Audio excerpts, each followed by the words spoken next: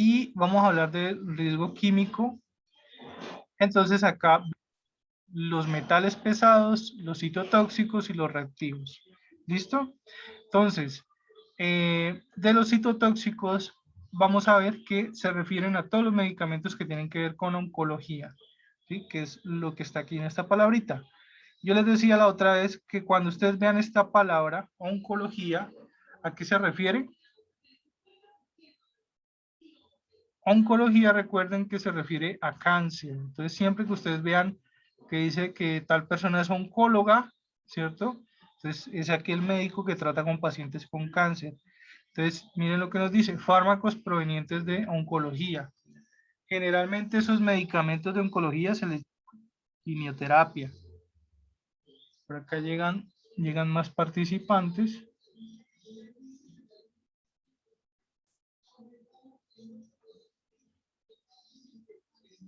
Bueno, entonces, oncología, lo que tiene que ver con quimioterapia es oncología, ¿sí? Y elementos utilizados en su aplicación como jeringas, guantes, frascos, batas, bolsas, es decir, todo el material que yo use para esa quimioterapia va a ir en tarro rojo por citotóxicos y se rotula como riesgo biológico, ¿ya? Con los medicamentos oncológicos ustedes van a ver que hay mucho control, hay estricto seguimiento con esos medicamentos porque ellos son altamente tóxicos. No necesitas que te chuses con la aguja, no necesitas que entres en contacto con la piel de ese medicamento, ¿sí? El solo hecho de pinchar una ampolla con una aguja, ¿sí? Muchas veces libera un gas tóxico para que miren el nivel de toxicidad que tienen estos medicamentos de quimioterapia. Ay, profe, entonces que a uno le aplican veneno en la sangre. Pues el medicamento ontológico o los de oncología o la quimioterapia es altamente tóxica y por eso es que muchas veces ustedes van a ver que el paciente que está en quimioterapia se le cae el pelo, baja de peso, ¿sí? Se debilita el sistema inmunológico, etcétera, etcétera. Pero es porque es para eliminar el cáncer, ¿cierto? Es para eliminar el cáncer y muchas veces no podemos evitar de que mueran células buenas, ¿ya? Entonces, ojo con este tipo de medicamentos. Metales pesados. Entonces, aquí vamos a ver metales. Entonces, ustedes van a preguntar, profe, ¿cómo así que los metales son riesgo químico? Pues sí, hay metales que son tóxicos. Entonces, un ejemplo de esos es el mercurio. El mercurio ustedes lo van a encontrar en los termómetros. Entonces ustedes dirán, profe, ¿cómo así? Pero entonces cada vez que usamos un termómetro, entonces me estoy exponiendo a una toxicidad. La respuesta es no. El mercurio está adentro del termómetro, no por fuera, ¿sí? La parte de afuera que ustedes ven, la punta metálica de afuera del termómetro, es otro tipo de metal, ¿ya? Que simplemente hace de conductor para que la barra de mercurio se mueva, ¿sí? Entonces, el problema vendría si tú quiebras un termómetro, ahí sí sería el problema, ¿ya? Si se quebrara un termómetro, entonces ahí sí el mercurio que está dentro del termómetro se puede salir. ¿Listo? Bueno, entonces vamos a ver la descripción. Nos dice que son objetos o elementos o restos de metales en desuso, contaminados, que contengan metales pesados como plomo, cromo, cadmio, antimonio, bario, níquel, estaño, vanadio, sin mercurio. ¿Sí? El último, es decir, el mercurio, ¿sí? Generalmente proviene de ontología en procesos de retiro o reparación de amalgamas. Ojo que esto se está cambiando, ¿no? Esto se está tratando de cambiar. Antes las amalgamas que te ponían en las muelas eran de mercurio, hoy en día las están cambiando precisamente para disminuir el nivel de mercurio que de pronto la persona puede absorber, ¿ya? Entonces, hoy en día está cambiando eso, hoy en día está cambiando lo de las amalgamas de mercurio, ¿ya? Pero bueno, todavía hay personas que las tienen. Por rompimiento de termómetro, lo que les decía ahorita, y demás accidentes de trabajo en los que esté presente el mercurio. Y acá en los ejemplos vemos objetos, elementos o restos en desuso contaminados que contengan metales pesados como plomo, cromo, cadmio, antimonio, bario, níquel, bueno, lo que llaman metales pesados, ¿sí? Y miren que a pesar de que está rojo, aquí ya se rotula diferente, miren, ¿sí? Este era el símbolo del riesgo biológico, ¿sí? Este era el símbolo del riesgo biológico y este es el símbolo del riesgo químico, ¿ya?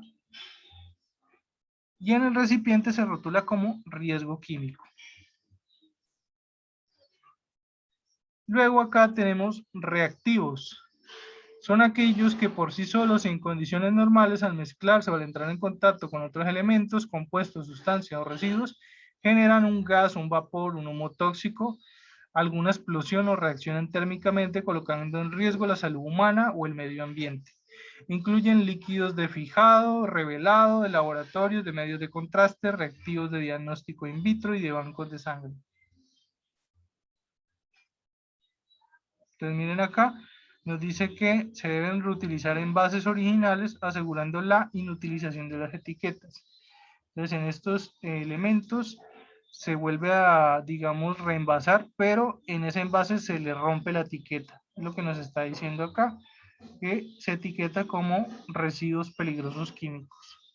Esto en el caso de los reactivos. ¿Ya? ¿Por qué? ¿Por qué este diferente a los otros? Porque acá nos está diciendo que cuando tú mezcles esa sustancia hay un riesgo de explosión. Entonces, imagínense si yo en este tarro rojo de riesgo químico mezclara todos estos químicos acá, crearía un cóctel para el desastre, ¿cierto? Porque nos lo está diciendo que hay químicos que cuando tú los mezclas con otros van a reaccionar, pueden liberar un gas, ¿sí? Puede explotar, pueden reaccionar térmicamente, es decir, se pueden calentar y causar el derretimiento del tarro rojo. Entonces, hay compuestos químicos que sencillamente no se pueden mezclar con otros, ¿ya? Entonces, en esos casos, tener cuidado, ¿sí? Cuando ustedes vean que algún componente químico es peligroso, tengan cuidado. Se deben reemplazar en sí mismo, pero con la etiqueta dañada, rasgar la etiqueta. Y algo parecido pasa aquí con los aceites. Miren acá con los aceites, nos dice, son aquellos aceites con base mineral o sintética que se han convertido o tornado inadecuados para el uso asignado previsto inicialmente como lubricantes de algún motor o de un transformador, aceites de equipo, residuos de trampas de grasas. Lo mismo, reutilizar en envases originales con la etiqueta rasgada, dañar la etiqueta o marcarla, ¿sí? Se marca con una X, se rotula, ¿sí? Y se rotula como residuo peligroso químico. Ya, entonces los aceites y los reactivos no se pueden mezclar, por lo tanto no se pueden echar todos juntos en un tarro rojo. ¿Listo? Por eso no aparece la imagen del tarro. Los radioactivos. Aquí ya entramos en otro tema aparte. Los radioactivos generalmente ustedes van a ver que es un tarro blanco, como el que se está usando ahora para los vidrios, pero no confundirlo con estos tarros de vidrios, los tarros blancos para vidrios. ¿Por qué? Porque estos van a tener esta etiqueta. ¿Ya? Mientras que el que están usando en algunas instituciones para reciclar vidrio tiene la etiqueta de reciclaje, ¿sí? Tiene la etiqueta, es decir, es un tarro pequeño blanco con la etiqueta del símbolo de reciclable, ¿sí? Es decir, que ese vidrio es reciclable. Pero como les digo, no todos los vidrios son reciclables, ¿ya? Entonces siempre tener en cuenta cuál sí se puede reciclar y cuál no. Si es un vidrio que contiene algún químico, pues probablemente no. Si es un radioactivo, entonces va a ser tarro blanco, pero con esta etiqueta. Este es el símbolo de riesgo radioactivo. Es decir, es un triángulo amarillo con un símbolo como de 3 aspas de ventilador, no sé cómo lo interpreten sus ojos, ¿ya? Pero ese es el símbolo de riesgo radiactivo. Nos dice acá, son sustancias que emiten energía predecible y continua, alfa, beta o de fotones, cuya interacción con la materia puede dar lugar a rayos X y neutrones. Estos residuos contienen o están contaminados con radionúclidos en concentraciones o actividades superiores a los niveles establecidos por la autoridad competente para el control del material radioactivo y para los cuales no se prevé ningún uso. Estos materiales se originan en el uso de fuentes radioactivas adscritas a alguna práctica y se retienen con la intención de restringir una tasa de emisión a la biosfera independientemente del estado físico. Estos residuos deben llevar una etiqueta donde claramente se vea el símbolo negro internacional de residuos radioactivos y las letras también deben decir en negro residuos radioactivos. Entonces, un ejemplo de eso, por ejemplo, era, no sé si todavía se esté usando, pero hace unos años se hablaba de la moneda de cobalto, ¿ya? De por sí el cobalto es un metal que no hace gran cosa, ¿sí? Pero ¿qué hacían con esa moneda? Las ponían a altas concentraciones de radiación de forma que se volvía en cobalto radioactivo, ¿sí? ¿Para qué se usaba eso? Es decir, ¿para qué un hospital se va a llenar con componentes radioactivos? Si todos sabemos que son peligrosos, preguntarán algunos. A ver, entonces yo les diré, recuerden que el tratamiento para el cáncer, por ejemplo, no es solo la quimioterapia. ¿Cuál es el otro tratamiento para el cáncer?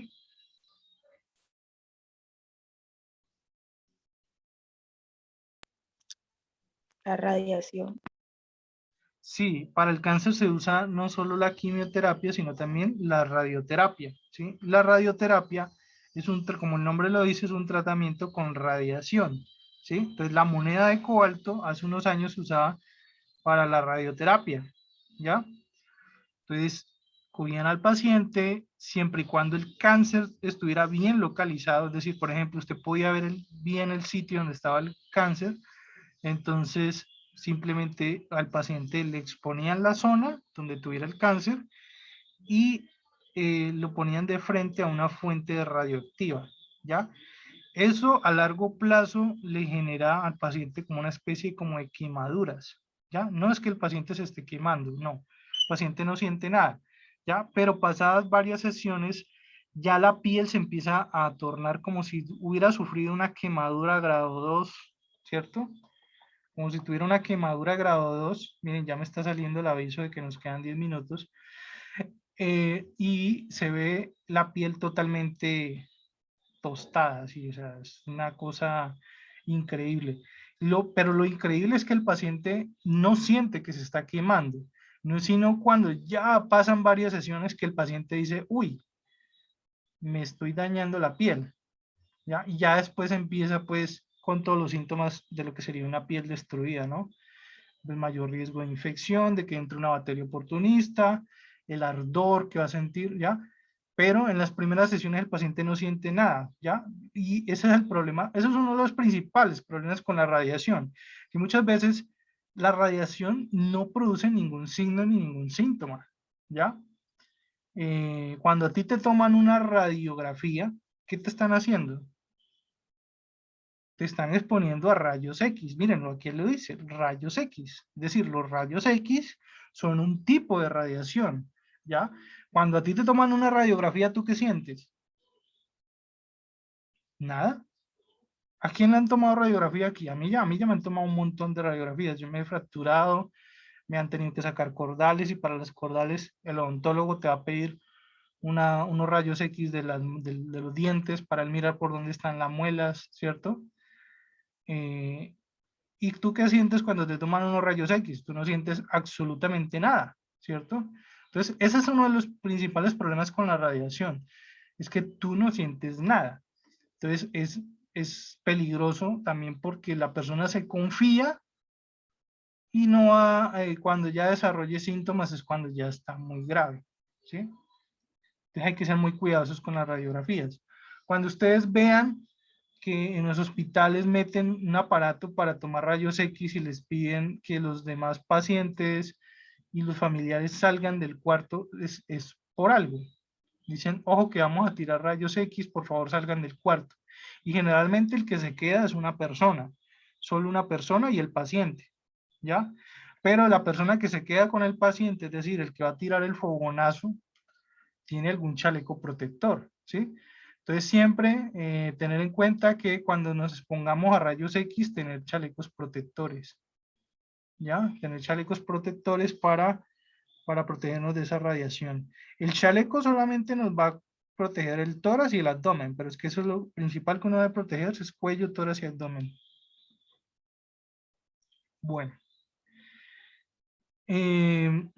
Clasificación de los residuos. Bueno, esto que está aquí, Esa pregunta, es verdad que cuando pues uno no se protege en el área de la garganta cuando le están haciendo ese tipo de, pues que estás poniendo esa radiación, puede dar cáncer en la garganta. la respuesta es sí. Y ya tuve una experiencia con eso también. Como les dije, a mí me tomaron radiografías para sacarme las cordales, pero como no fue una, sino que fueron varias, ¿cierto? Entonces, cuando yo estuve como estudiante en la universidad, eh, me mandaron a un sitio como más privado, más cerrado, pues tan privado que ni siquiera tenían un letrero, ¿sí? Eh, pero tenía con su convenio con la universidad, entonces pues uno decía, no, pues tiene que ser un lugar confiable. Y efectivamente me pusieron mi chaleco, me pusieron protector de cuello, ¿ya? Y te toman los rayos X, ¿ya? Entonces, la explicación de por qué te ponen ese protector de cuello es porque en el cuello, si bien uno pensaría que no hay ningún órgano importante, sí lo hay. En el cuello tenemos la glándula tiroides y la paratiroides. ¿Sí? Nosotros tenemos tiroides y paratiroides. Entonces, son órganos blandos. Generalmente contra los rayos X, los que están más en riesgo son los órganos blandos, ¿ya? Entonces, el protector de cuello es para protegerte de esa glándula tiroides y paratiroides. Lo mismo el chaleco. El chaleco realmente lo que está protegiendo es tórax y abdomen. ¿Y qué hay en el tórax y en el abdomen? Órganos blandos, ¿ya?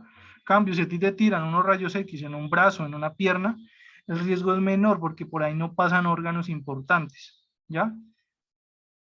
Entonces los rayos X generalmente muestran el hueso y con el hueso, digamos, no hay tanto riesgo, que si hay más riesgo con un órgano blando, ¿ya? Entonces sí te deben colocar el protector de cuello. ¿Qué pasó? Que yo dejé pasar unos años, ¿listo? Yo me hice sacar las cordales de un lado, pero no me hice quitar las cordales del otro lado, ¿ya? Y me empezó a fastidiar una cordal, se fracturó, se quebró esa bendita muela y me tuvieron que pues, sacar esa cordal de urgencia. En ese momento yo ya no estaba con la universidad, yo ya me había graduado, entonces ya no tenía derecho a ese convenio. Ese era un régimen especial.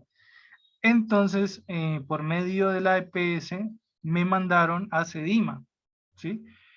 Que se supone que Sedima es una, no sé, si hay alguien que no conoce Sedima, es una especie como de institución donde se dedican solo a eso, a ayudas diagnósticas.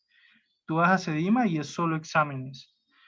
Todo tipo de exámenes se encuentran en Sedima. Entonces, cuando son exámenes especiales y estás, por ejemplo, en el régimen subsidiado, lo más seguro es que te manden a Sedima. El problema con Sedima es que así tú seas del régimen subsidiado, igual te van a cobrar por particular, ¿sí? Te hacen un pequeño descuento por tener Sisbén o por tener EPS subsidiada, como en Sanar, por ejemplo. Sí, te van a hacer un pequeño descuento, pero igual te cobran, ¿cierto? Igual te cobran un gran porcentaje porque pues son una clínica privada, ¿ya? Bueno, ¿qué pasa? Se supone que Sedima es confiable, se supone que Sedima todo el mundo la conoce y es una institución respetada, ¿ya? Y cuando me fueron a tomar los rayos X, me hicieron parar, listo, yo estaba esperando que me pusieran mi protector en el cuello y en ningún momento me lo pusieron y ¡pum! Me tiraron el fogonazo. ¿Qué pasó ahí? No tenían protector de cuello. Se supone que una institución tan respetada como Sedima debería, que se dedica solo a eso. O sea, si fuera un hospital, de pronto diría, no, pues que tienen muchas cosas en que pensar o tienen que limitar sus insumos, no sé, qué sé yo. Pero es que se supone que con más razón, siendo una institución que se dedica solo a eso, a tomar exámenes y ayudas diagnósticas, con más razón deberían tener todo el equipo completo. ¿Y qué pasa? Pues no pusieron el equipo completo, no me pusieron el protector de cuello, ¿ya? Entonces, sí, cuando alguna vez a ustedes les vayan a tomar un rayos X para las muelas, para los dientes, exíjanlo, exijan el protector de cuello, porque sí es importante. Ya yo por ser muy tímido, por ser muy retraído, de pronto en ese momento no lo exigí, pero caí en cuenta, hombre, en el momento en que me lanzaron el fogonazo, caí en cuenta y dije, bueno, ese es el mismo procedimiento que ya me hicieron, porque en un lugar que ni siquiera tiene letrero, que ni siquiera tienen un aviso afuera en la calle para decir que ahí se toman ayudas diagnósticas, sí me colocaron el protector de cuello, mientras que SEDIMA, que se supone que es una institución reconocida, que todo el mundo sabe quién es, dónde están, y que se especializa únicamente en eso, no me lo pusieron. ¿Sí? Entonces, es la realidad, lo que está pasando con ese tema de los rayos X. ¿Ya? Están entrenados entrenan al personal para que entre paciente, entre, salga, alistes en el cuarto, quítale la ropa si hay que quitarle la ropa, si no hay que quitarle la ropa, entonces pongas el chaleco, párese derechito, aliste el paciente, pum, tire el comonazo y ya, para afuera. Salga y entra otro paciente, y así, son muy mecanizados, ¿sí? Entonces, no siempre que una institución sea especializada en algo, significa que sea mejor. A veces están entrenados para atender un mayor volumen de pacientes y hacen que la atención sea muy mecanizada. Entra, salga, entra otro paciente, lo listo, tomo la prueba, salga paciente, entre otro y así. Y están todo el día en ese corre-corre de atender la mayor cantidad de pacientes posible. ¿Por qué? Porque lo que les interesa es el dinero. ¿Ya? En cambio, esa otra institución que no tenía ni letrero, que solo ahí a duras penas los conocen la misma universidad, tienen un convenio que están bien ocultos al público, tenían mejor instalación, mejor cuidado al paciente, ¿sí? Y no estaban tan apresurados y me pusieron el equipo completo. Entonces ahí les dejo eso de reflexión, niñas. Ya se nos cumple los 40 minutos, nos va a votar.